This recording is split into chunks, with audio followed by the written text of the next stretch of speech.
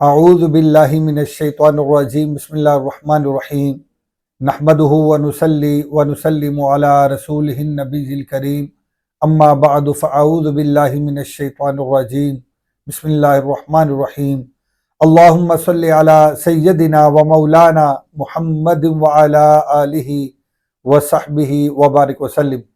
معزز طلبہ و طالبات و معزز سامعین گرامی، السلام علیکم ورحمۃ اللہ وبرکاتہ۔ آج الحمدللہ ہم اقبال رحمۃ اللہ علیہ کی پیام مشرق کے حصہ اول لالہ طور کے 5ویں لیکچر میں حاضر ہیں۔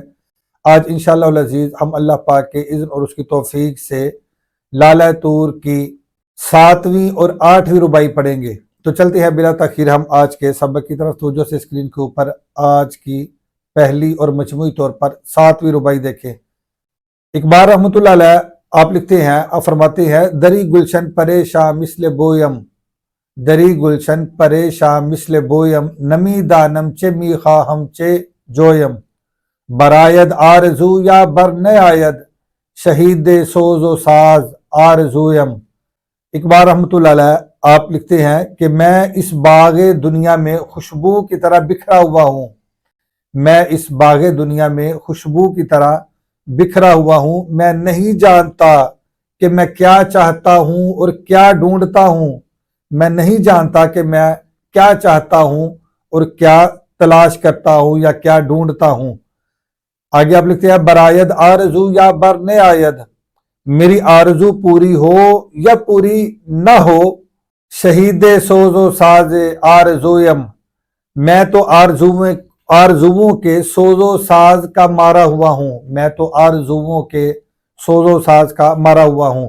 تو یہ تو تھا اس کا با محاورہ ترجمہ۔ اب اس کے بعد آپ پہلے ہم اس کا لفظی ترجمہ پیش کریں گے، پھر اس شعر کو سمجھیں گے اور اس رباعی کو سمجھیں گے۔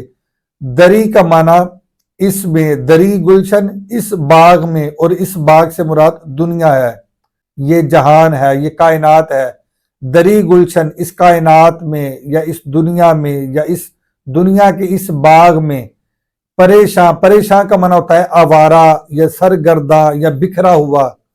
پریشاں مثل بویم، یعنی میں خوشبو کی طرح ہوں، مثل بویم میں خوشبو کی مثل ہوں، خوشبو کی طرح۔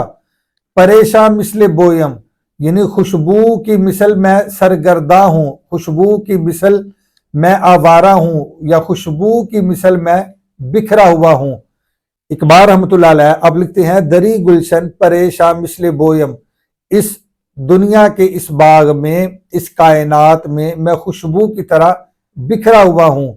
دنیا کے اس باغ میں، کائنات کے اس باغ میں خوشبو کی طرح بکھرا ہوا ہوں۔ نمی دانم، میں نہیں جانتا، یہ دانستن مصدر سے فعل حال کا صیغہ ہے، فعل حال منفی معروف کا۔ نمی دانم میں نہیں جانتا، دانستن کا معنی ہوتا ہے جاننا، اور داند اس سے فعل مضارع آتا ہے۔ نمی دانم میں نہیں جانتا، چے می خواہم میں کیا چاہتا ہوں، یہ خاصتن مصدر سے فعل حال مثبت معروف کا صیغہ ہے، خاصتن مصدر سے، خاصتن کا معنی ہوتا ہے چاہنا۔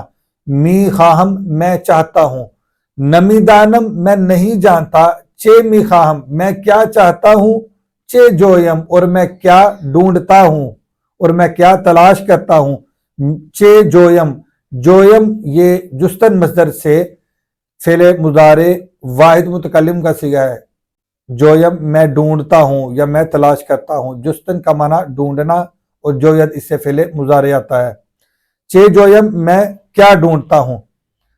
اقبال رحمۃ اللہ علیہ اب لکھتے ہیں کہ دری گلشن پریشاں مثل بویم، دنیا کے اس باغ میں، کائنات کے اس باغ میں خوشبو کی طرح بکھرا ہوا ہوں۔ نمی دانم چے خواہم، چے می خواہم چے جویم، میں نہیں جانتا کہ میں کیا چاہتا ہوں اور کیا ڈھونڈ رہا ہوں، یعنی میں اپنی حقیقت سے واقف نہیں، میں اپنی حقیقت سے آگاہ نہیں، میں مقصد حیات سے ناواقف ہوں، اس سے آگاہ نہیں کہ میری زندگی کا مقصد کیا ہے۔ میں تو ایک خوشبو کی طرح بکھرا ہوا ہوں، خوشبو کی مثل بکھرا ہوا ہوں۔ مجھے نہیں معلوم کہ مجھے اس کائنات میں بھیجنے کا مقصد کیا تھا، اور میں کیا تلاش کر رہا ہوں یہاں، اور میں کیا ڈھونڈ رہا ہوں، اور میں یہاں کیا چاہتا ہوں، میں کچھ نہیں جانتا۔ بر آید آرزو یا بر نہ آید، میری آرزو، میری خواہش، میری تمنا پوری ہو یا کہ پوری نہ ہو۔ بر آیت کا معنی پورا ہونا، بر آیت پوری ہو، آرزو میری آرزو پوری ہو، یا بر نہ آیت یا پوری نہ ہو۔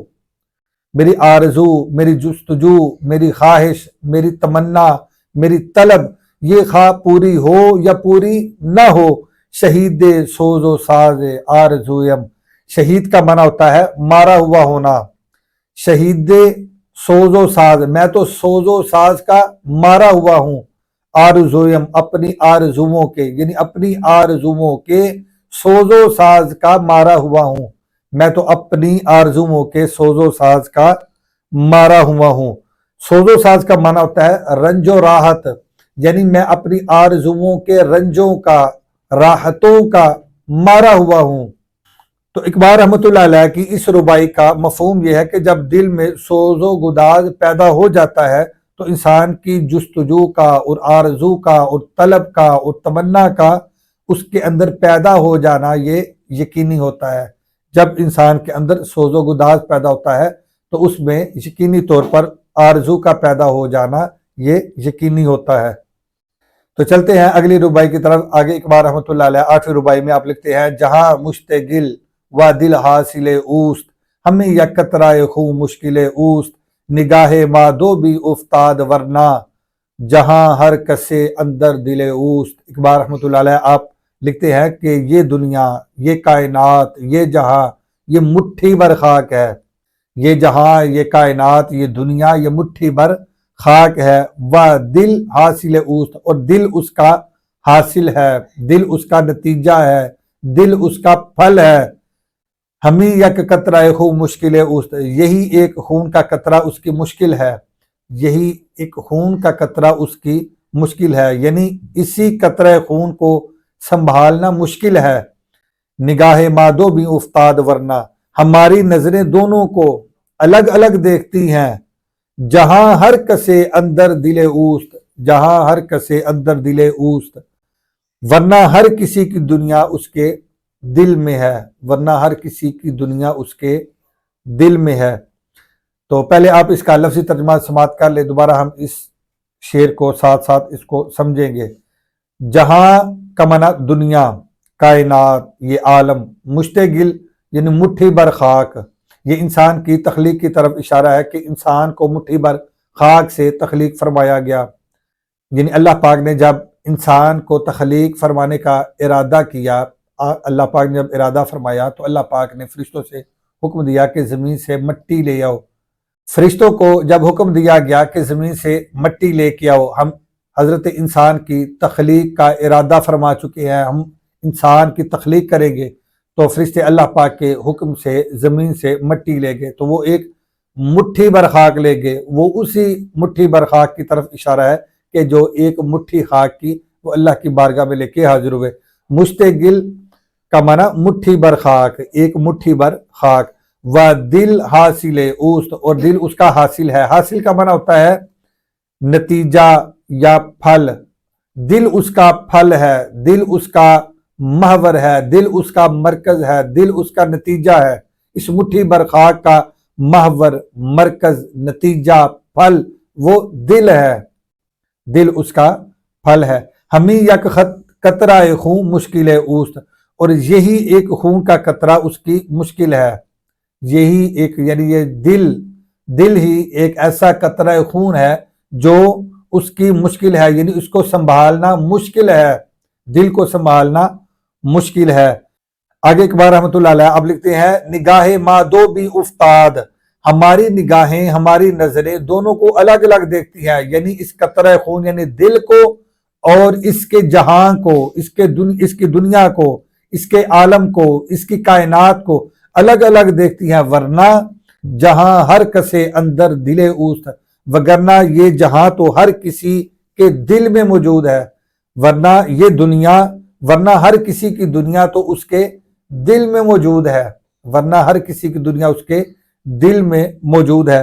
تو مراد یہ ہے کہ یہ دل اور اس کا جہاں یہ دو الگ الگ چیزیں نہیں بلکہ ایک ہی شے ہے، یہ ایک ہی چیز ہے۔ تو امید ہے کہ آج کی دونوں رباعیاں بھی آپ نے اچھے طریقے سے سماعت کی ہوں گی اور اچھے طریقے سے آپ نے ان رباعیوں کو سماعت کیا ہوگا، سمجھا ہوگا۔ آج کے لیے اتنا ہی کافی ہے۔ اللہ حافظ۔ السلام علیکم ورحمۃ اللہ وبرکاتہ۔